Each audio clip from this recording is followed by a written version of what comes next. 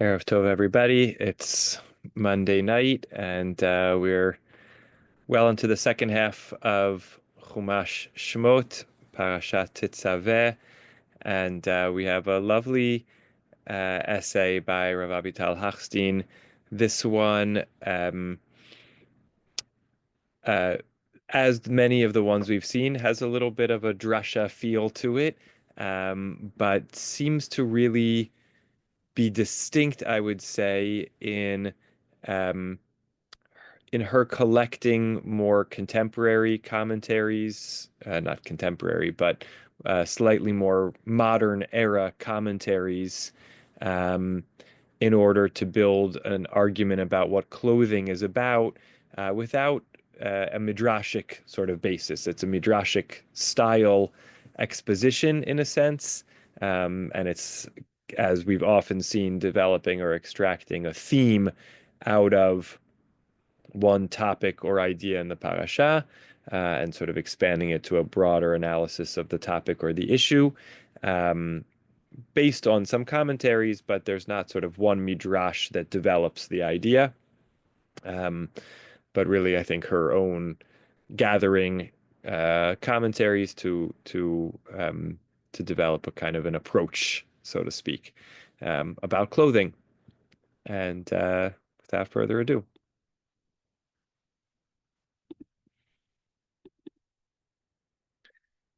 discourses in clothing from priestly garments to common garb. And that, by the way, jump from priestly garments to common garb, she will acknowledge is in many ways a jump she's making. Um, but I think it opens up the possibility for some really interesting thoughts. This is Parashat Tetzaveh 5777. Our parasha details the design and materials of the priestly garments of Aharon and his sons. In these descriptions, the purpose of the garments is summed up in two words: lechavod uletiferet, for honor, kavod, and beauty, tiferet. Quoting the kind of beginning and end of the story of the clothes: you shall make sacred clothing for your brother Aaron for dignity and adornment, kavod and tiferet, and for Aaron's sons also, right? So the opening of chapter 28 is the clothing for Aaron being lechavod tiferet, and for Aaron's sons also you shall make set of clothing, not 8 garments but 4. Make for them for dignity and adornment. Just see it in the psukim. After the very brief beginning talking about the olive oil in the Mishkan, then we move into chapter 28, when she'll explicate verse 1 about bringing Aharon near shortly. Make sacral vestments for your brother Aaron for dignity and adornment. And we go through the list, just like last week's parasha. We went through the vessels of the Mishkan. Now we go through the vestments of the Kohen Gadol, all the way through the seats, the tunic, and then almost at the very end, and for Aaron's sons also you should make tunics, sashes, etc. Lechavod ulatifaret.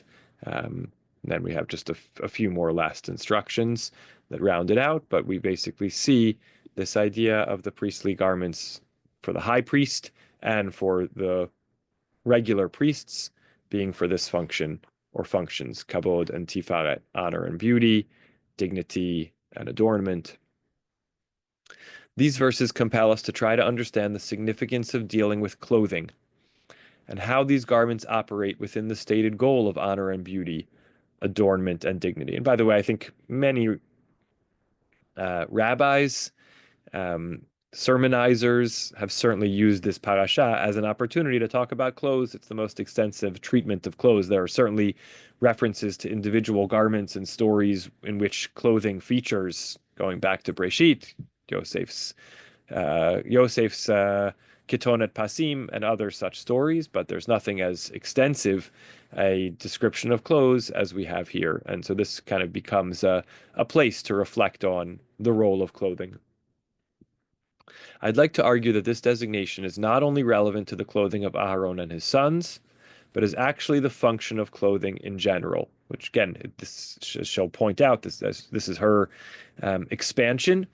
And it's not obvious because one could argue that if the Torah is saying make clothing for Aaron and make clothing for his sons for dignity and honor, beauty and honor, maybe that's uniquely the function of priestly garments.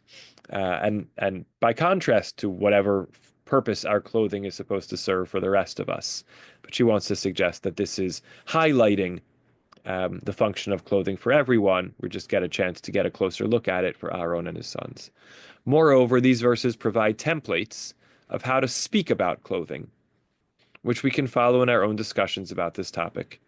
I would like to focus on four main principles that emerge from these verses: the need for closeness, a requirement to be God-fearing, the importance of freedom, and finally, a distancing of the discourse from being about the body. Okay, pretty lofty ideas that are built into this exposition about clothing. One, closeness.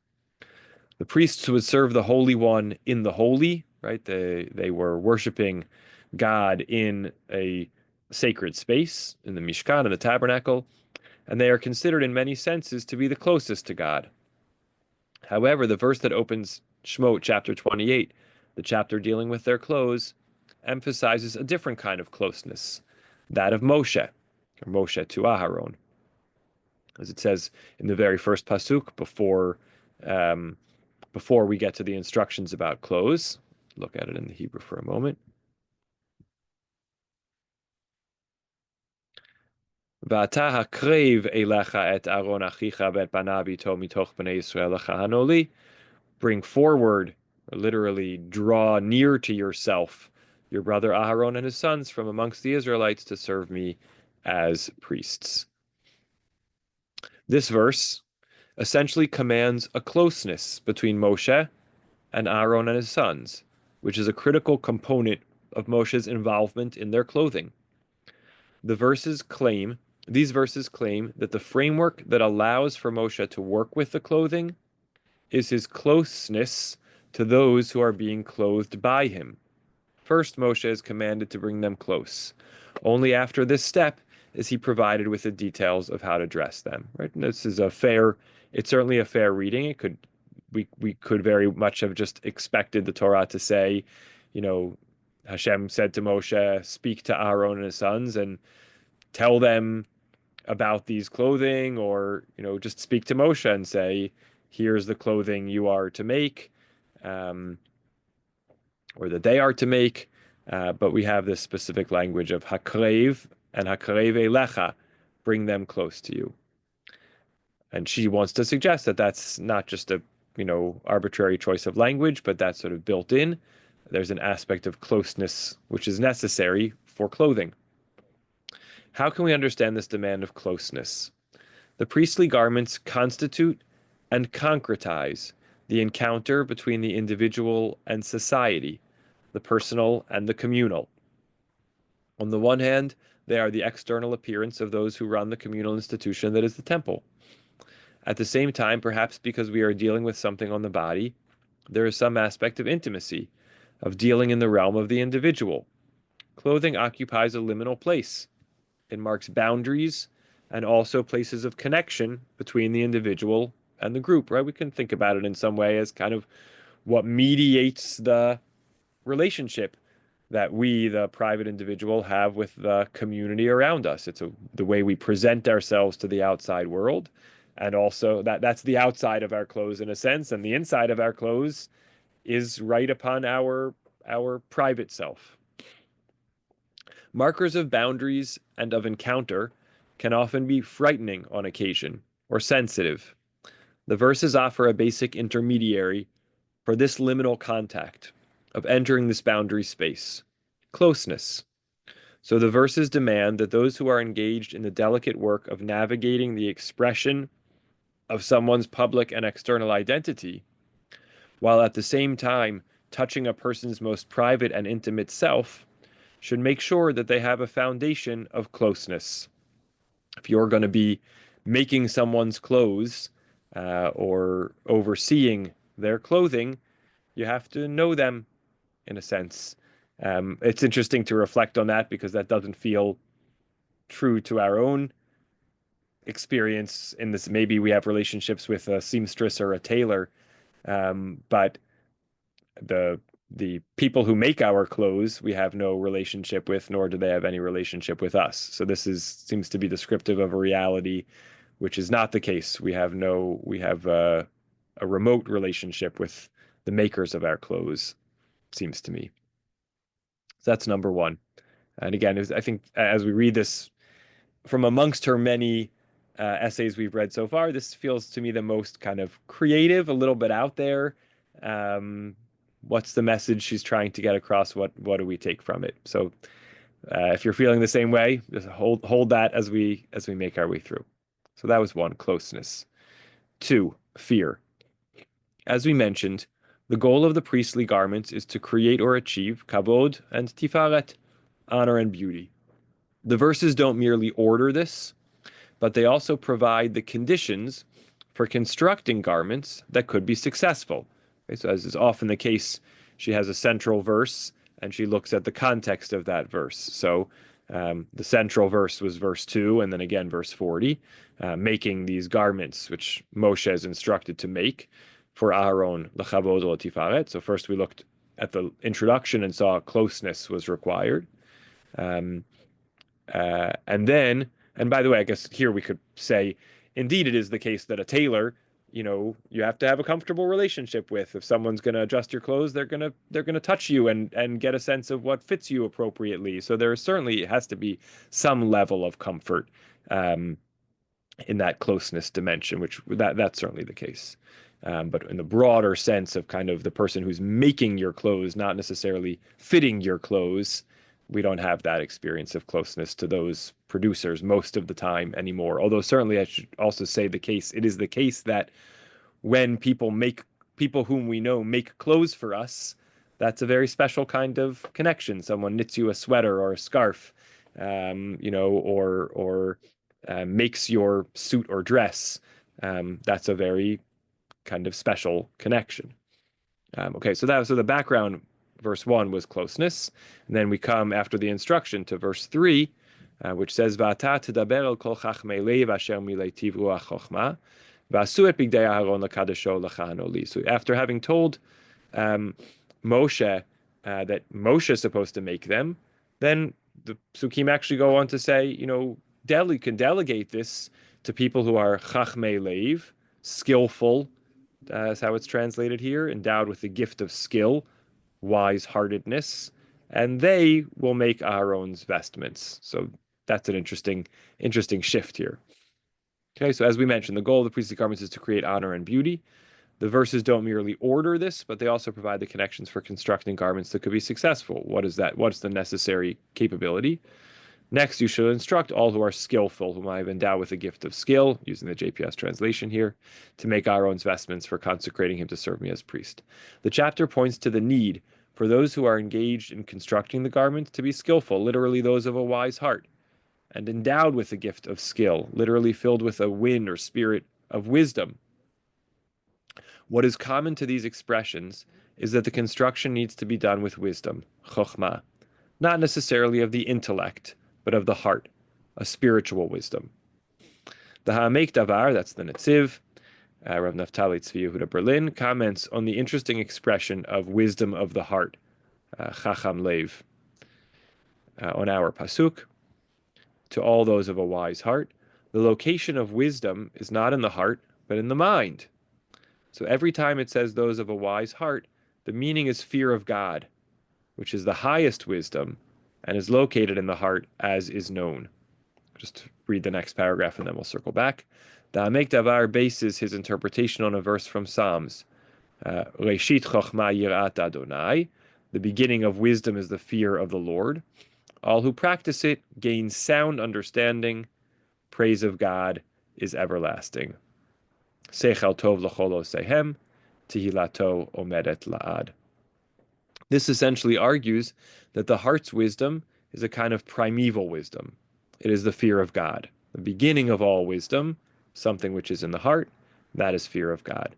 Thus, engaging in the construction of the clothing demands the fear of God. It appears the people charged with dressing others must fear God. Maybe it should say the reason. It appears that the people charged with dressing others must fear God is because they are ultimately dealing with the image of God. Their goal is to honor and dignify a person, an image of God. When you deal with others who are the image of God, you need to call upon your own fear of God. We should pause. We could pause here and just note for a moment that you know, it seems, and I'm not well versed in this, but uh, that the Torah and in the period of the Tanakh, I think the prevailing understanding was that wisdom lay in the heart. I don't think they had the concept of, of not they didn't have a concept of the mind, but they didn't put the placing of the wisdom in the heart was actually not atypical. So when the Netziv asks this question, wait a minute, knowledge, chokhmah, is in the brain and not the heart. Well, I think in the Torah it generally was, and in Proverbs and things like that, it generally was in the heart.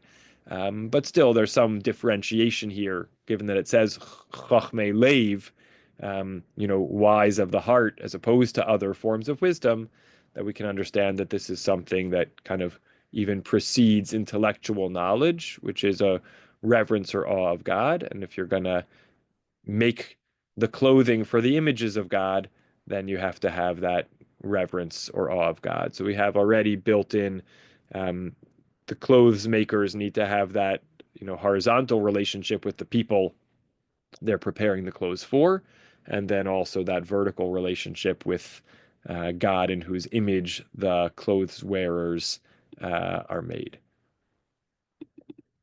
Okay, halfway there. Closeness and fear. Now on to freedom. The concept of wisdom of the heart also intrigued Rav Shimshon Raphael Hirsch. He hones in on the fact that the construction and furnishing of the Mishkan doesn't focus on the need for this kind of wisdom. So this is Rav Hirsch on our pasuk again. To all those of a wise heart that I have filled with a spirit of wisdom, Tdabel kol chachmei lev, asher meletiv ruach chochma. This is only said here regarding those who make the clothing, but regarding the construction of the Mishkan, the need for wisdom appears only in chapter 31 regarding the appointing of Bezalel and Oholiav. Rav Hirsch investigates the essential difference between the clothing and the furniture, which would account for the difference in the qualifications of the people who make them. Okay, so we have this wise-heartedness here with the clothing, and when it comes to the vessels of the Mishkan or the construction of the Mishkan, only later do we have this little lesser sort of notion of wisdom. What's the difference? It appears that this is the reason. Constructing and furnishing the Mishkan was entirely dependent in its guidelines and details on the template that God showed to Moshe. However, regarding the clothing, there was more freedom of activity. Okay, so this is an important distinction, actually worth just noticing in the psukim for a moment. Let's do it from here.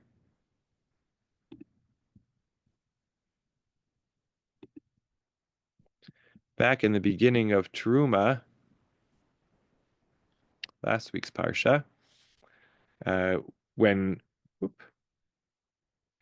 when after Hashem tells Moshe, to collect everything, God says, "Kechol asher ani mar'eh otcha, et tavnit hamishkan ve'et tavnit kol kela b'chein ta'asu." Going to make this sanctuary, this mishkan, mikdash, exactly as I show you, and it repeats that a number of places. Asher ho'eta bahar, according to how you were shown it on the mountain.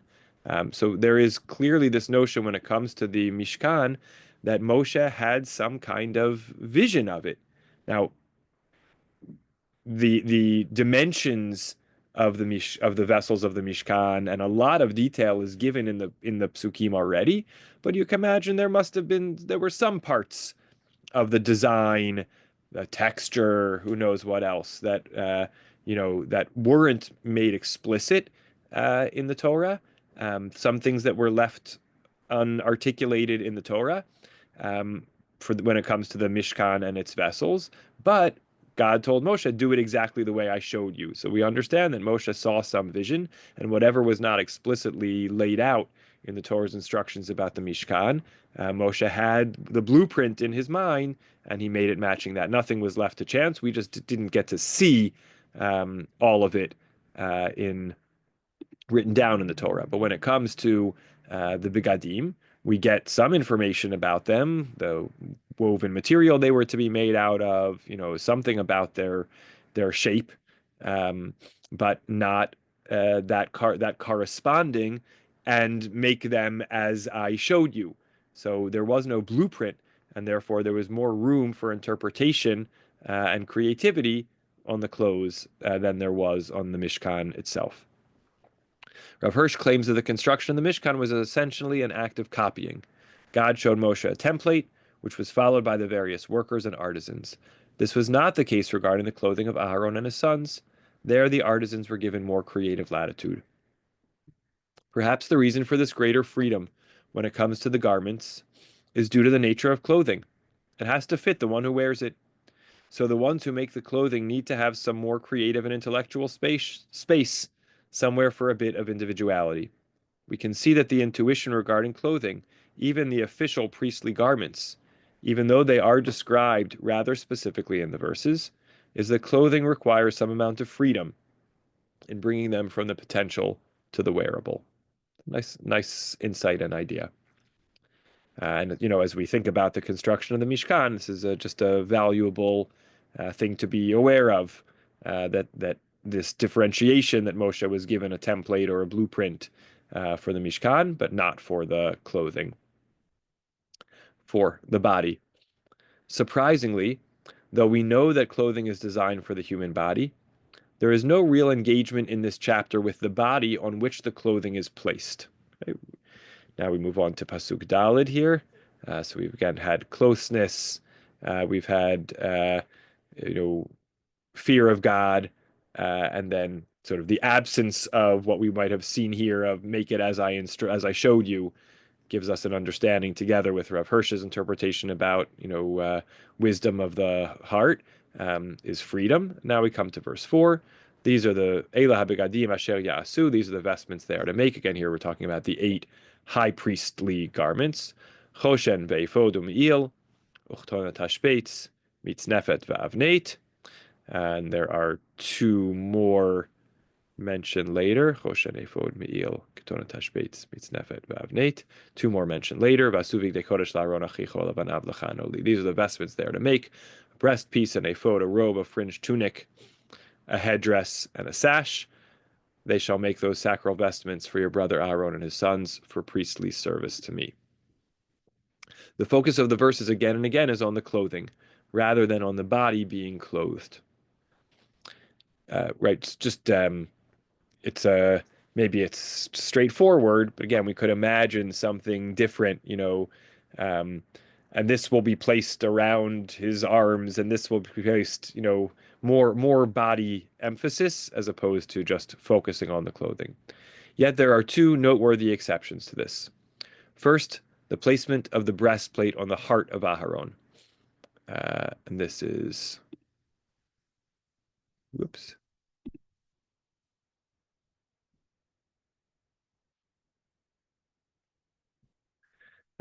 ונשא אהרון את שמות בני ישראל בחושן המשפט על ליבו בבואו אל הקודש, לזיכרון לפני אדוני תמיד.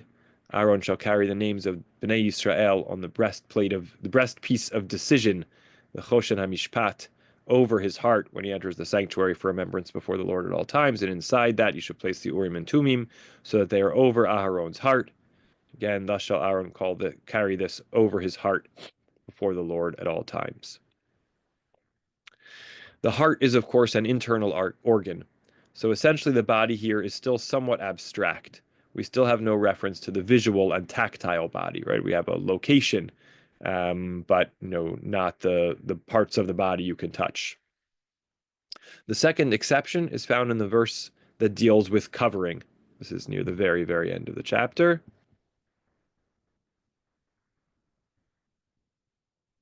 Va'aseh lahem michnasei vad lechasot besar erva. Right after the kavod and tifaret in verse 40. We get this description of the pants of some kind. Mimot naim v'adirei chaim yihiyu. You shall also make for them linen breeches to cover their nakedness. They shall extend from the hips to the thighs. The second exception is found in the verse that deals with covering. It focuses on the function of the clothing in covering or concealing nakedness, as we read that verse. The Chizkuni clarifies, so now we went back to more medieval period after two more contemporary, more modern commentaries. The Chizkuni clarifies that this covering is not a part of the framework of honor and beauty. As he says, linen breeches, since it says regarding them that they are to cover naked flesh, honor and beauty was not said regarding them. This close reading of the Chizkuni highlights that the covering of the body that is about concealing nakedness is not connected to honor and beauty. The Chizkuni isolates this verse from the others in the chapter, and we can just notice that that is a good close reading in the sense that we've sort of had the introduction description of the clothing as being the chavod l'tifaret.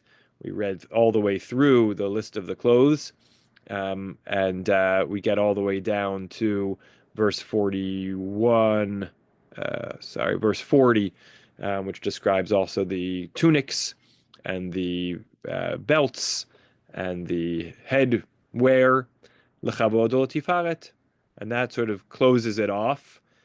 Even then, the last postscript, dress them in these clothing and anoint them.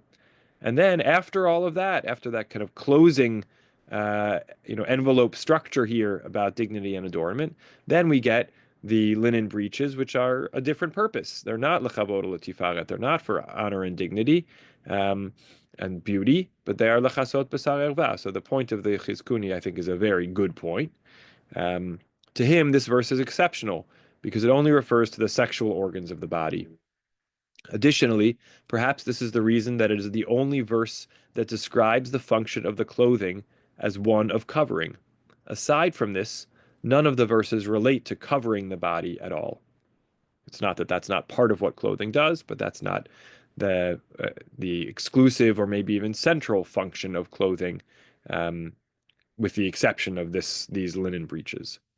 It is not only that the verses don't describe the function of clothing as to conceal the body, they actually describe their function as marking and calling attention to the presence of Aharon in the temple, in the vicinity of the holy. Their goal is to accentuate, even to draw attention to a person, the person despite his body, but also through his body, doing work and existing within the temple, within the holy. As it says about the Me'il, that it had these golden bells and pomegranates, Pa'amon, Zahav, Rimon, a golden bell and a pomegranate, a golden bell and a pomegranate, all around the hem of the robe. Aaron shall wear it while officiating, so that the sound of it is heard when he comes into the sanctuary before the Lord and when he goes out, that he may not die. What emerges from reading this chapter is that clothing is designed to accentuate a person, to mark him and his presence. They are not at all about concealment. Ultimately, it's possible to read our Parashah's description of clothing, you shall make sacred clothing for honor and beauty, and really all of Shemot narrowly, as describing only the clothing of the high priest and the others who serve in the holy, them and their direct descendants. However, I would like to suggest, and again, Nosh doesn't provide a basis for this, just maybe almost the sense that wherever a passage in the Torah could be read more expansively, kind of why not utilize it to teach something more broad? Though again, we could dismiss all of this with a wave of the hand, like she says, it's very possible, and simply say, okay, this is just about the Kohanim, and tells us nothing about clothes in general, or maybe it teaches us that this is the exception, and other clothes are not about this, but she wants to invite us to consider that it's telling us something about clothing in general. What these verses first teach us is that the goal of clothing is to bring honor and beauty, and they illustrate a few guiding principles for designing clothing and discussing clothing with that goal in mind. We have dealt with 4 of them. First, dealing with this type of clothing must happen within a context of closeness. Second, this discourse requires a fear of God and recognition of the image of God in each person, which the clothing is designed to dignify and glorify. Third, Even if there are guidelines to this discourse, they need to be applied freely when the clothing is actually made. Lastly, it is to make clear that what we are talking about is clothing and not covering the body. Clothing is about honoring and marking people, drawing attention to them, having their sound heard when they come and go. Now, I thought this was really a fascinating essay, and at the same time, I finished it and I felt I could repeat her points, but I don't know if there was something she was driving at, like an overall point that I didn't get. Like, was there a core message here? Is this sort of part of the discourse of kind of body talk, and she's encouraging us, just to be careful in the way we talk about people's clothing. Don't make it overly about their appearance. If you're going to talk about someone's clothes, do so from the perspective of knowing them and caring about them, thinking about the godliness in them. But then the creativity piece, the freedom piece, sort of feels like it's less about how we speak about clothes and it's more about somehow what clothes are supposed to be.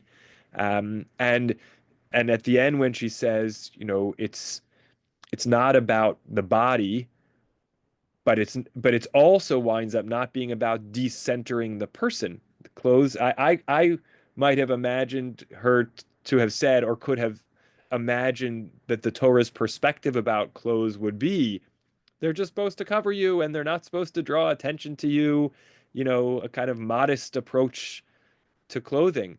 And she's arguing that that's not the case. That clothing is actually supposed to draw attention to the person.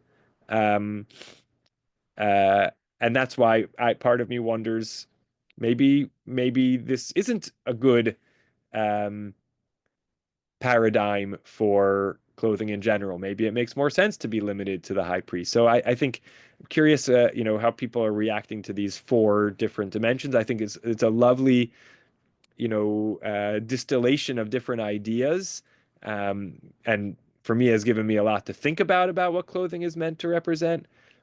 And I'm not totally sure that it coheres for me, or maybe that I agree with it entirely. Um, so happy to hear thoughts. I will start with Bracha, Rav Scott, and Lance. Yeah, I had a couple of just very short noticings. Um, where where it's talking about Hakrave, which which is described in her thing as relating to closeness. I'm also wondering whether it has the echo of closeness through sacrifice, like a karban, like Riv karban. Yeah, that's interesting. And what would sacrifice mean here? A sort of giving over of yourself to the process. It's like I can't explain it. I just get this feeling of giving overness. Mm-hmm. Mm-hmm. Right. It's not just bringing close, but it's also something yielding something, or again, that language is right. Normally, we sort of go in the other direction. We say, what is a korban? It's a drawing close, but it is also an animal sacrifice, or the giving up of something for that closeness. So how might that play here as well is a great question. So that was one piece. I was also wondering in the Chachmei Lev section, um, and thinking about you mentioned a number of times vestments, and it made me think of investments, which and it seems like there's a strong tie-in because an investment you have to take something of yours and put it in, kind of thing. So, Hmm. so it's starting from giving something. Yes. Yes. Yeah. I'm sure that in whatever the linguistic origin of that root is, that vest, invest, divest, are all connected to that same notion. Yeah, great, great, thank you. Rav Scott?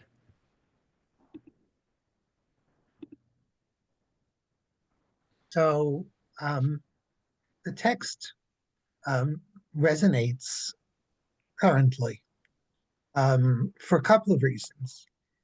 Um, Anybody who is watching the um, the White House earlier in the week will have heard a reporter ask President Zelensky why he wasn't wearing a suit, and and some of us may remember Rav Ezra in a sermon talking about how his rabbi wanted to know why he wasn't still wearing his tie from Shabbat morning on Shabbat afternoon. Um, there are, well, I guess I should say there were expectations as to how someone was supposed to dress in certain circumstances. I think the quote is the clothes make the man. Um, and so, from that perspective, I think it resonates. It also brought to mind, and you'll forgive me for the Bittul Torah, but the Academy Awards last night and the awards for costume design, Mm. and the realization that in so many respects, the costuming is so important because it really does define the character, Yes. and so what's the meaning of the priestly garments? I mean, it is to set them apart, um, and it is to draw attention to them. And I would point out um, something that I have noticed, that there are rabbis today who, even when they're not really officiating at some service, will put on talit in order to set themselves apart from the rest of the kahal. And I mean, I think it's all of a part. This Yes. is that's I think the significance of this portion. And for someone old like me, it still has meaning Yes. in terms of how you appear. I mean, I could share a story of being on the line in the supermarket one morning, very early in the morning, in just some clothes that I threw on to go to the supermarket because we needed something for the kids' lunch. And somebody recognized me, somebody who I didn't know, and I was very embarrassed because here I was. I looked, you know, I was a little disheveled, and I didn't look like I should have looked to represent a community. And she recognized who I was, um, and and so for me, this resonates. Um, yeah. So I guess I've said enough. Great thoughts. Thank you. All very much rings true. I had gone. I was planning to get up from Shiva with someone on a Friday afternoon recently, and I was finishing my run, and I called them and said, you know, I'm supposed to show up in about 10 or 15 minutes. And I know you had wanted to meet a little earlier rather than later. I could go home and come back in 25 minutes presentable, or I know that you're someone who also exercises. I could come over in my running clothes. And the person said it, sooner is better for me. It's fine for you to come over in your running clothes. And I did.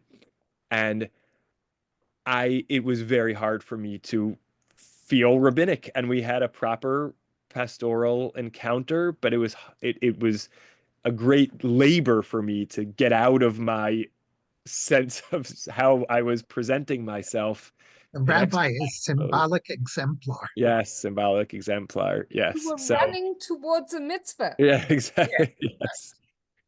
So all that resonates very, very much. And I only say, you know, I think everything you drew out resonates, and I still don't feel it's totally clear to me kind of how much that maps on to her 4 points.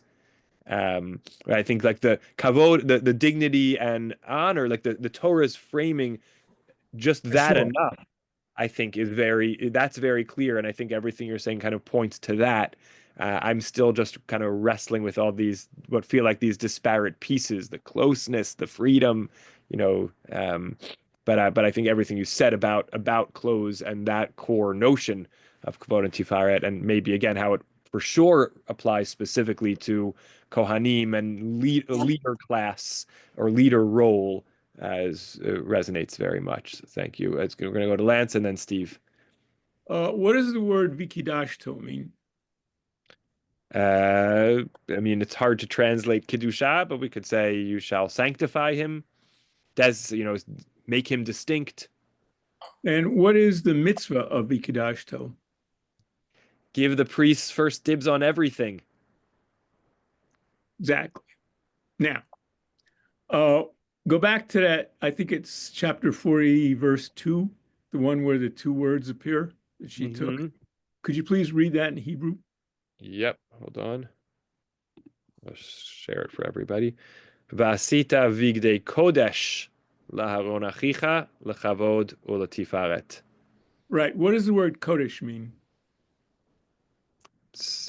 Holiness. Right. And Set what is apartments. what does a metonymy?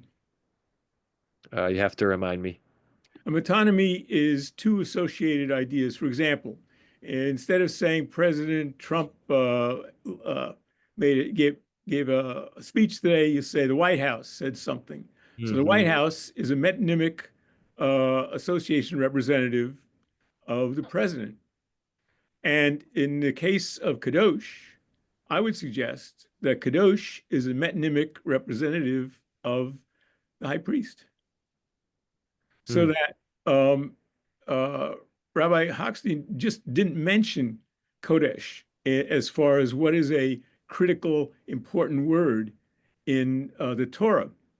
And I think that if you look at not only the Torah, you look at Tanakh, you look at contemporary liturgy, Kadosh, Kadosh, Kadosh, right? I mean, it's incredible that most people don't see Kadosh as a representative of thy priest. In other words, Rosh Chodesh, what does that mean? Does that mean some new moon holiday or something? Professor Jacob Wright says that originally Shabbat was the worship of the full moon. You know that. The only point I'm trying to make here is that this chapter, it gives a tremendous detail about the Kohanim. And one question is, where do we have a description like this of Joshua? What does Joshua wear? It escapes me. I don't think there is one. What does Moses wear? Is there a lengthy description of Moses? I don't think so. No. So why is this description? Well, one reason I have, which is, first of all, this is a how-to book. In other words, this is a how-to manual in the Torah, many different places. Who builds the ark? Well, we got so many cubits and blah, blah, blah, but I don't think Noah was capable of building an ark. Nevertheless, who did it? Who is the one who enables Bezalel? Who is the one who enables the tailor? It's God. The tailor isn't creative. God enables the tailor to be creative. See, that's what I'm trying to suggest. And if you look at Joseph, Joseph is there with the Pharaoh and he's interpreting dreams. What does he say? I didn't interpret these dreams. Right. God enabled me to interpret these dreams. Yeah. See what I'm saying? So it seems to me that there is a prejudice against the Kohanim that runs throughout rabbinic Judaism. And the capstone for me is the prejudice against the Samaritans. Why? Because the Samaritan religion is a Kohanic religion. There's a high priest, and the high priest is in charge of the ritual completely. The high priest is even a diplomat when the Samaritans interact with other governments. And there are no rabbis there. The Nigerian Jewish Igbo, they are Kohanic, and the Ethiopian Kesach, they are Kohanic. Now, Karaites are not. Okay, I get it. But it seems to me that in 2009, the chief rabbi of Israel exterminated the Ethiopian Kesach. No more Kesach. You want to be part of the of the Israeli Jewish religion? You want to be an Israeli Jew? You can't have any Kohanim getting involved. Okay, 2009. Now, to me, that something. Why does it bother me? Look at my name. What does my name say? Cohen. Lance Cohen. Right, and believe me, I get the honor, but nobody really asked me to do benching.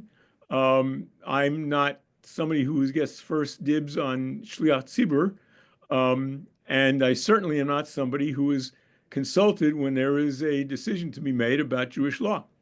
Nevertheless, now, do you remember last question?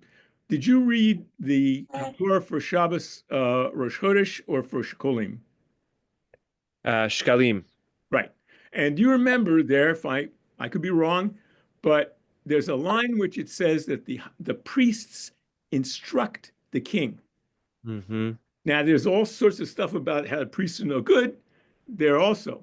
But the idea of the priests instructing a king is really saying that the priests are superior to the king. Mm. See what I'm saying? Good But stuff. that's just my prejudice as a Cohen. Thank you. Thank you. Thank you. All right, Steve, David L., and then back to Bracha. Yes, I just relate the verse about God endowing the clothing maker with this gift. I relate it to a personal reference, and that is my Israeli artist friend, who I've watched paint on many occasions. On each time, when he begins to paint, he says a bracha. Mm. To me, thanking God for this gift that he's been endowed with. And that to me was very inspirational. Beautiful. Beautiful.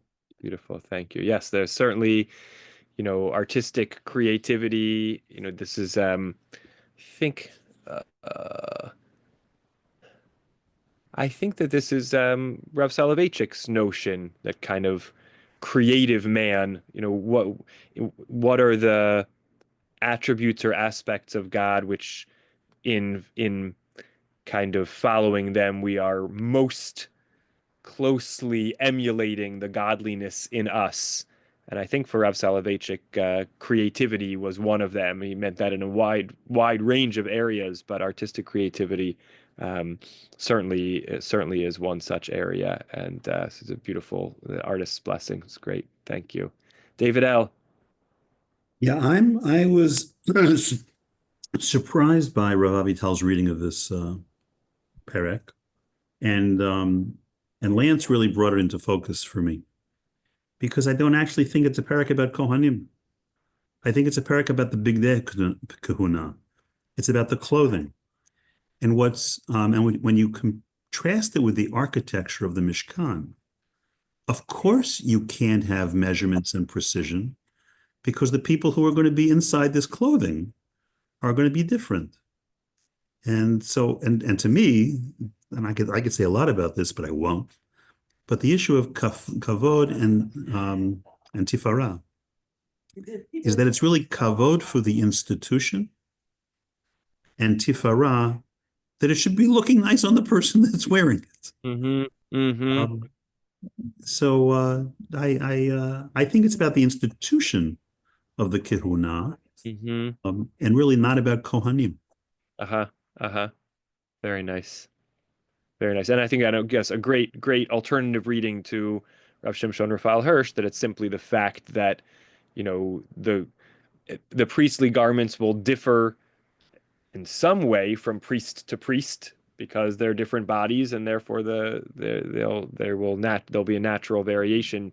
God couldn't show Moshe precisely a prototype that could be followed exactly from case to case.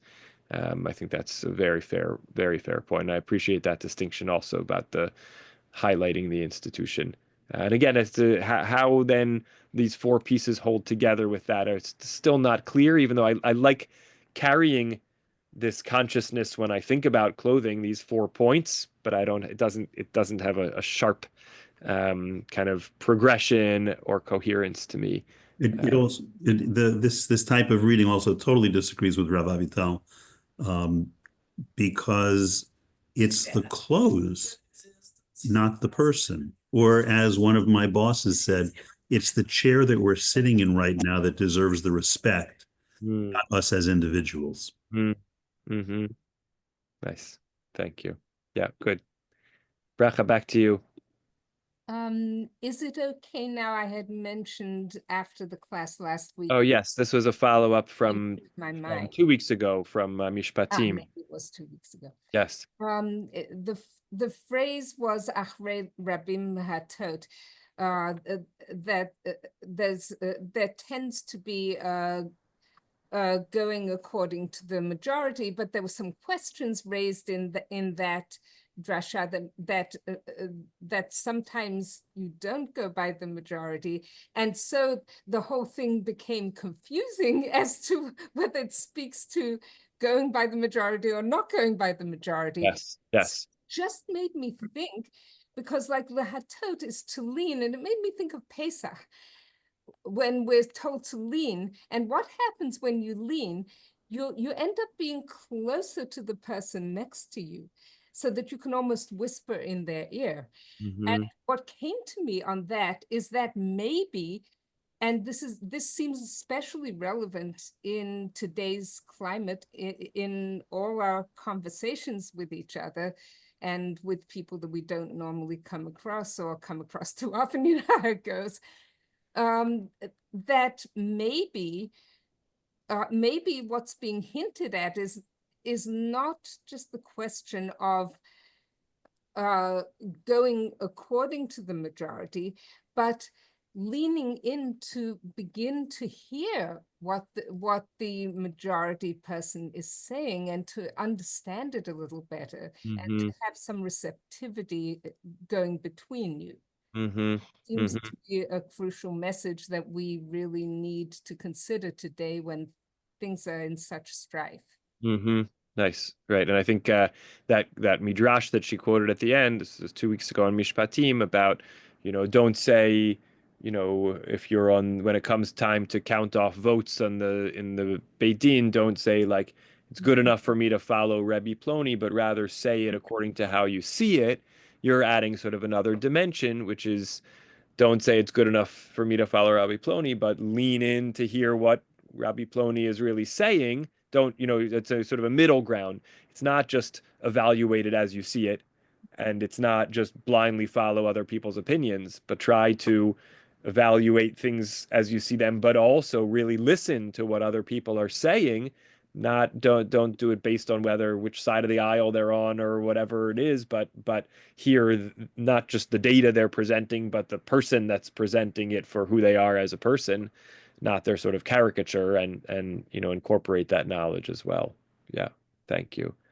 Lance, we back to you for a final word. Well, I just want to thank David, because I think he gave me an idea which sort of undermines what I said, and that is, if you think about the Mishkan and description in the Mishkan, you think about description of the clothing, you're getting detail after detail after detail. Compare that, pardon my tangentiality, with the beginning of the novel Pudd'nhead Wilson by Mark Twain, in which he describes in great detail, detail after detail after detail, Dawson's Landing there. Now, do we have any pictures, movies, photographs of the Mishkan? Do we have any pictures? We have artistic Photographs of the fiction. Kohanim?